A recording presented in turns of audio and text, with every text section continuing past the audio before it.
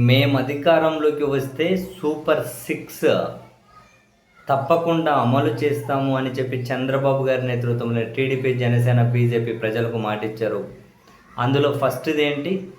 నిరుద్యోగ భృతి into mark. రెండోది ఏంటి?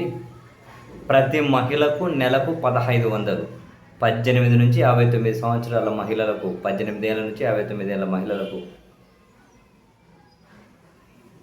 ప్రతి నెల 1500 రూపాయలు ఇస్తాము అని చెప్పారు.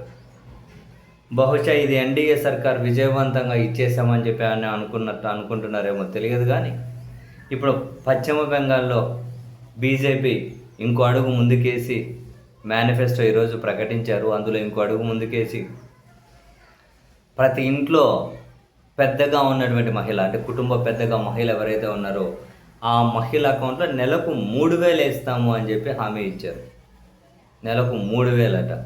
ఆంధ్రప్రదేశ్లో 1500 విజయవంతంగా ఇస్తున్నారు. పశ్చిమ బెంగాల్లో నెలకు 3000 ఇస్తారట.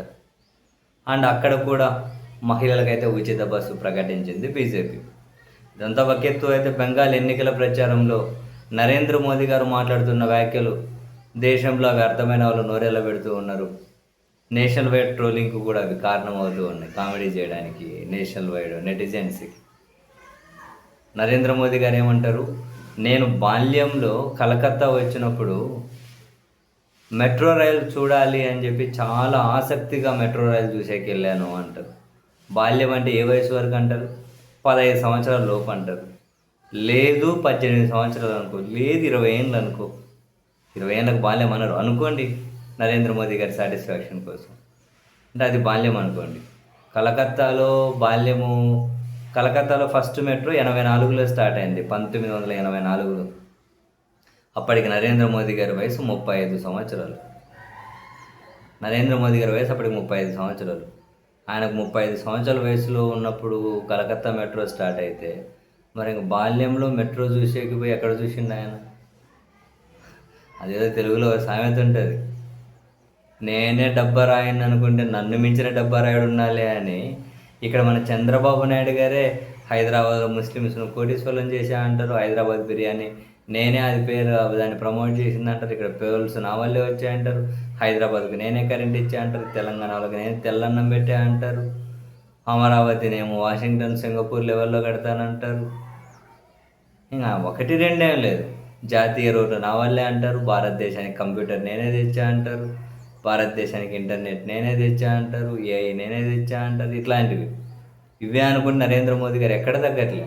ఇది ఒకటే కాదు, మోడీ గారు కూడా 1988లోనే డిజిటల్ కెమెరాతో ఫోటో తీసి ఈమెయిల్ చేశా అంటారు. భారతదేశానికి ఈమెయిల్ వచ్చిండేదో 95లో. మరి ఎట్లా తీస్తారు మనకు అర్థం కాదు. ఇవి చూడండి ఎట్లుంటాయో.